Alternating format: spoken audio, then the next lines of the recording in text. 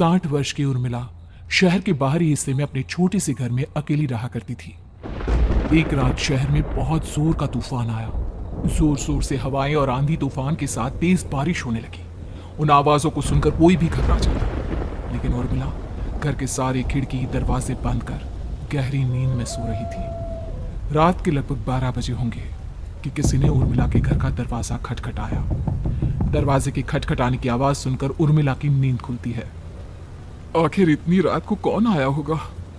उर्मिला जाकर दरवाजा खोलती है तो सामने लगभग 26 साल की बेहद सुंदर लड़की को खड़ा देख हैरान रह जाती है।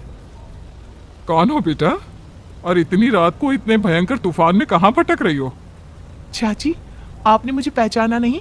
मैं आपकी दूर की रिश्तेदार शालिनी। अरे हाँ, बचपन में तुझे देखा था। इतनी जवान हो गई है, कैसे पहचान में आती? लेकिन तू यहाँ क्या कर रही है, और वो भी ऐसी अंधेरी तूफान भरी रात में? उर्मिला की बात सुनते ही शालिनी की आंखों से आंसू बहने लगे। वो फूट फूट कर रोने लगी। ये देखकर उर्मिला को कुछ समझ में नहीं आया और उसने शालिनी का हाथ पकड़कर घर के अंदर आने के लिए कहा।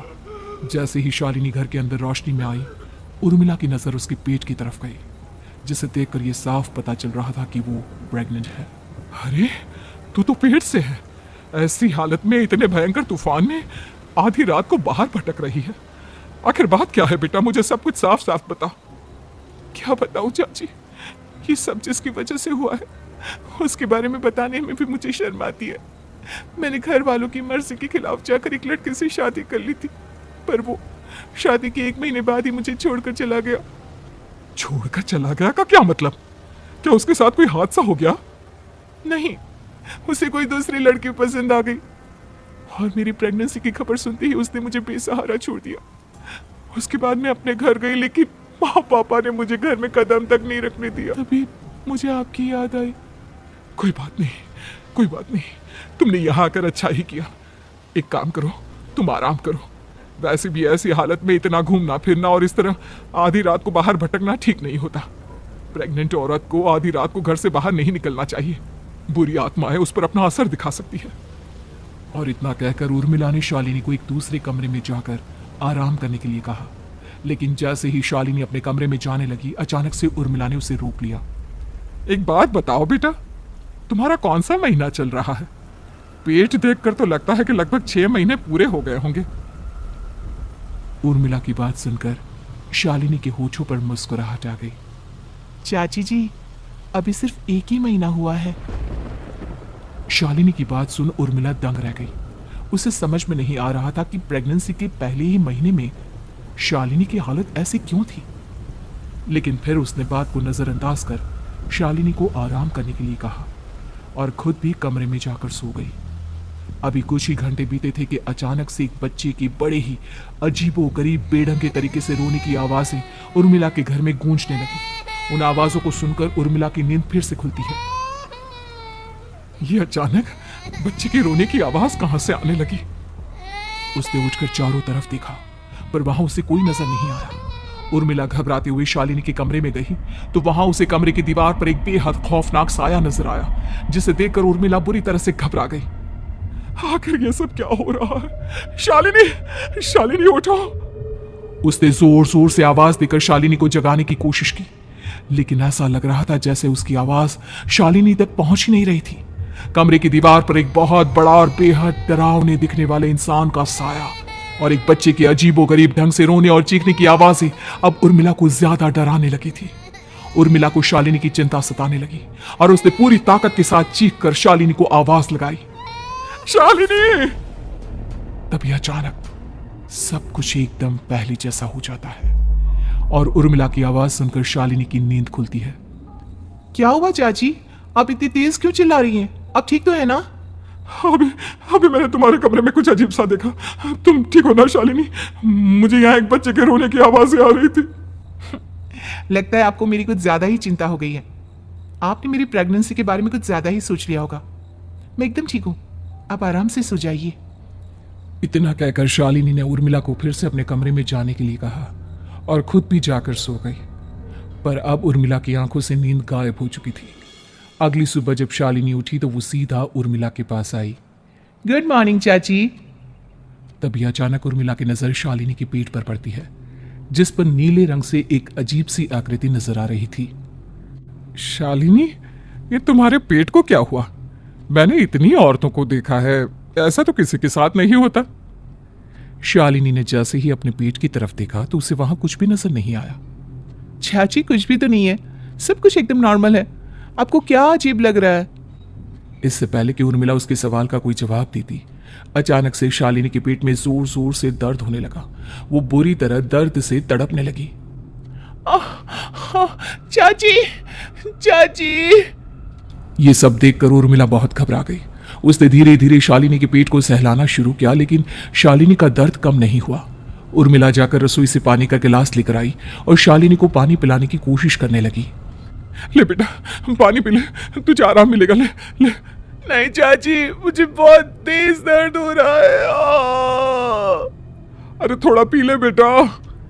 जैसे ही उर्मिला ने शालिनी को पानी पिलाया, उसने देखा कि गिलास में बचा पानी का रंग नीला पड़ गया और शालिनी की आंखें अजीब हो गई। उसके पेट पर बच्चे का एक डरावना चेहरा नजर आने लगा। ये सब देखकर उर्मिला की डर से हालत खराब होने लगी, पर तभी शालिनी का दर्द ठीक हो गया। बेटी, अभी तुम्हारा दर्द ठीक है तो ऐसा करो, तुम थोड़ी देर आराम कर लो। शालिनी को आराम करने के लिए कहकर उर्मिला तेज कदमों से चलकर घर से बाहर निकल जाती है और पास ही रहने वाली एक औरत कालिंदी के पास पहुंचती है। अरे उर्मिला बहन, बड़े दिनों बाद दिखाई दी, क्या हुआ? बहुत घबराई हुई सी लग रही हो, सब ठीक तो है ना? क्या बताओ कालिंदी बहन, मेरी एक दूर की रिश्तेदार आई हुई है, वो पेट से है और उसके साथ ना अजीब अजीब चीजें हो रही है। अब उर्मिला सारी बात कालिंदी को बताती है, जिसे सुनने के बाद काली जादू और तंत्र विद्या की माहिर कालिंदी एक ताबीज बनाकर उसे देती है। बहन, मुझे शालिनी पर किसी बुरी आत्मा का साया लगता है। ये ताबीज ले जाओ, आज रात को 12 बजे उसे पहना देना, फिर सब ठीक हो जाएगा। उर्मिला ताबीज लेकर घर वापस आती है और अब आधी रात के होने का इंतजार करने लगती है। जैसे ही आधी रात होती है, वो नींद में सोई शालिनी को ताबीज पहना शांति से अपने कमरे में आकर अपने पलंग पर लेट जाती है। अब सब ठीक हो जाएगा। ये सोचकर उर्मिला शांति की एक सांस ही लेती है कि तभी अचानक उसकी आंखों के सामने कुछ ऐसा आता है जिसे देखकर उर्मिला डर से चीखने लगती है। तुम कौन हो? कौन हो तुम? जाओ यहां से, जाओ जाओ यहां से। तभी उर्मिला की एक जोरदार दर्द भरी डरावनी चीख वहां पर गूंज गई। उर्मिला की आंखों के सामने एक बच्चा खड़ा हुआ था, जिसका पूरा शरीर किसी बूढ़े की तरह नजर आता था, लेकिन मुंह किसी नवजात बच्चे की तरह था। उसकी आंखें गुस्से से लाल थी और वो घूर घूर कर उर्मिला की तरफ देखा जा रहा था। कौन हो तुम? कौन हो? उर्मिला के चीखते ही वो बच्चा जोर जोर से रोने लगा। घबराकर उर्मिला ने अपने हाथों को अपने कानों पर रख लिया। उसकी समझ में नहीं आ रहा है कि आखिर ये सब उसके साथ क्या हो रहा है। कौन हो तुम? कौन हो? क्या चाहते हो मुझसे? जाओ जाओ यहां से, आखिर तुम हो कौन? तभी अचानक से उर्मिला के पूरे घर में लाल रंग की रोशनी फैल गई। वो बच्चा धीरे धीरे कदमों से चलता हुआ उर्मिला की तरफ बढ़ने लगा। किसी नवजात पैदा हुए बच्चे के जैसे उसके रोने की आवाज अब उर्मिला के कानों में गूंज रही थी। लेकिन कुछ ही सेकंड में वो चुप हो गया और उसने बेहद खतरनाक आवाज में उर्मिला के सवाल का जवाब दिया। मैं वो हूँ जो अब तक पैदा नहीं हुआ, लेकिन जब मैं पैदा हो जाऊंगा तो वो होगा जो अब तक कभी नहीं हुआ। क्या कहना चाहते हो तुम? ऐसा क्या हुआ जो अब तक नहीं हुआ? तबाही होगी, तबाही। सब कुछ खत्म हो जाएगा और ये जो लड़की मुझे जन्म देने वाली है, मैं उसका खून पी जाऊंगा, सारा खून। उस बच्चे की बात सुनते ही उर्मिला बुरी तरह घबरा गई। उसका एक बुजुर्ग आदमी जैसा शरीर, एक नवजात बच्चे जैसा चेहरा, ये दोनों ही बातें उर्मिला की समझ से बाहर थी। तभी वो बच्चा अचानक गायब हो गया। घर का माहौल फिर से पहले जैसा हो गया। लाल रंग की रोशनी भी अब गायब हो चुकी थी। उर्मिला दौड़कर शालिनी के कमरे में पहुंची, जहां वो गहरी नींद में सोई हुई थी, पर उसके गले का ताबीज गायब हो चुका था। उठो उठो शालिनी, उठो बेटा, मुझे तुमसे जरूरी बात करनी है। अरे चाची, क्या हुआ? इतनी रात को आप परेशान क्यों कर रही हैं? सब ठीक है ना? अभी जब तुम सो रही थी ना तो मैंने तुम्हारे गले में एक ताबीज पहनाया था। कहाँ गया बेटा, बताओ मुझे। शालिनी ने चारों तरफ अपनी नजरें घुमाकर देखा, लेकिन वहां पर कोई ताबीज नहीं था। वह हैरानी से उर्मिला के चेहरे की तरफ देखने लगी। उसे समझ में नहीं आ रहा था कि आखिर उर्मिला किस ताबीज के बारे में बात कर रही थी। नहीं चाची, यहाँ कोई ताबीज नहीं है। लगता है आपने कोई बुरा सपना देखा है। मैंने कोई बुरा सपना नहीं देखा। खैर छोड़ो, तुम अब सो जाओ, कल सुबह बात करते हैं। डर और घबराहट की वजह से उर्मिला की आंखों से नींद तो जैसे बिल्कुल गायब हो गई थी। अगली सुबह उर्मिला बिना कोई देर किए गांव के बाहर एक छोटी सी झोपड़ी में रहने वाले बूढ़े पंडित के पास पहुंची। पंडित जी, मेरी मदद कीजिए। अरे आओ आओ उर्मिला, क्या हुआ? सब ठीक तो है ना? क्या बताओ पंडित जी, बहुत बड़ी मुसीबत है। मेरी दूर की एक रिश्तेदार लड़की पेट से है और उसके साथ बहुत डरावनी चीजें हो रही है। कल रात को तो एक अजीब सा दिखने वाला बच्चा मेरी आंखों के सामने आकर खड़ा हो गया था। ये तुम क्या कह रही हो? मुझे साफ साफ बताओ कि आखिर तुमने क्या देखा?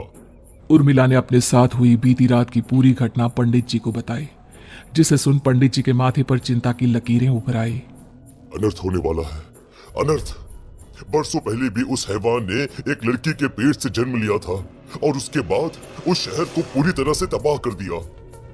कैसी विपदा पंडित जी, कैसे बात कर रहे हैं आप? बताइए मुझे, और इसका उपाय क्या है? इसका उपाय तो है, लेकिन बहुत कठिन है। हो सकता है कि उस उपाय को करने के दौरान तुम्हारी जान भी चली जाए। मुझे मेरी जान की कोई परवाह नहीं, पर आप जिस तबाही के बारे में बात कर रहे हैं, बस वो नहीं होनी चाहिए। लाखों लोगों की जान बचाने के लिए मैं कुछ भी करूंगी। तो ठीक है, मेरी बात ध्यान से सुनो। बरसों पहले एक भयानक तांत्रिक ने अपनी तंत्र क्रिया के जरिए एक मासूम लड़की के साथ रिश्ता बनाकर उसके पेट से जन्म लिया था। इस तरह से वो अपने जैसे लोगों की संख्या इस दुनिया में बढ़ाना चाहता था। आपके कहने का मतलब है कि शालिनी के पेट से भी उस शैतान को जन्म लेना है, इसलिए उसने उसके साथ ये सब किया है। ठीक पहचाना तुमने। अब मैं तुम्हें एक ऐसा सिंदूर दूंगा जिसे तुम्हें ले जाकर उस लड़की के पेट पर लगाना होगा। क्या ऐसा करने से सब कुछ ठीक हो जाएगा? नहीं उर्मिला, ये सब इतना आसान नहीं। उस लड़की के पेट पर सिंदूर लगाने के बाद तुम्हें उसका पेट काटकर उस हैवान को बाहर निकालना होगा। नहीं पंडित जी, मैं ये सब नहीं कर सकती। मैं भला एक जिंदा लड़की के पेट को अपने हाथों से कैसे काट सकती हूँ? अगर तुमने ऐसा नहीं किया तो कुछ ही दिनों में वो हैवान उस लड़की के शरीर से जन्म लेगा और उसके शरीर के सारे खून को पीकर अपनी ताकत को बढ़ाएगा। उसके बाद वो धीरे धीरे इस पूरे शहर को तबाह कर देगा। यहाँ पर कोई जिंदा नहीं बचेगा। लेकिन अगर मैं उसके पेट को काट दूंगी तो क्या वो जिंदा बच पाएगी? अगर शालिनी को कुछ हो गया तो, अगर उसकी मृत्यु हो गई तो? ऐसा कुछ नहीं होगा उर्मिला, तुम्हें अपने मन को पक्का करके ये काम करना ही होगा। सिंदूर लेने के बाद उर्मिला झोपड़ी से बाहर निकलने ही वाली थी कि तभी पंडित जी ने उसे पीछे से आवाज देकर रोका। उर्मिला, उस लड़की का पेट काटकर हैवान को बाहर निकालना ही काफी नहीं होगा। तुम्हें ध्यान रखना होगा कि ये सब करते हुए उस बच्चे का जो आधा बूढ़े का शरीर है उस पर सिंदूर की एक बूंद भी ना लगने पाए, क्योंकि अगर ऐसा हुआ तो वो तुम्हें और बाकी सबको कच्चा खा जाएगा। पंडित जी की बात सुन उर्मिला की आंखें फटी रह गई और उसके शरीर में डर की लहर दौड़ गई। फिर भी उसने हिम्मत की। ठीक है पंडित जी, मैं पूरी कोशिश करूंगी कि मैं उस हैवान को वहीं के वहीं खत्म कर पाऊं। इसके बाद उर्मिला तेज कदमों के साथ घर वापस आती है। दिन बीतता है, रात का अंधेरा छाने लगता है। शालिनी खाना खाकर सोने चली जाती है और उर्मिला लगातार उसके गहरी नींद में सो जाने का इंतजार करने लगती है, जिसके बाद उर्मिला दबे कदमों से शालिनी के कमरे में पहुंच गई। मुझे ये करना ही होगा। अब उर्मिला ने धीरे धीरे शालिनी के पीठ पर पंडित जी का दिया सिंदूर लगाना शुरू किया। उर्मिला के हाथ बुरी तरह से कांप रहे थे। उसके एक हाथ में चाकू था जिससे वो पीठ काटने वाली थी। उर्मिला ने एक नजर शालिनी के चेहरे की तरफ देखा और फिर डरते हुए उसके पीठ पर चाकू चलाना शुरू किया। कमाल है, मैं इसका पेट काट रही हूं और ये आराम से सो रही है। इसे दर्द नहीं हो रहा क्या?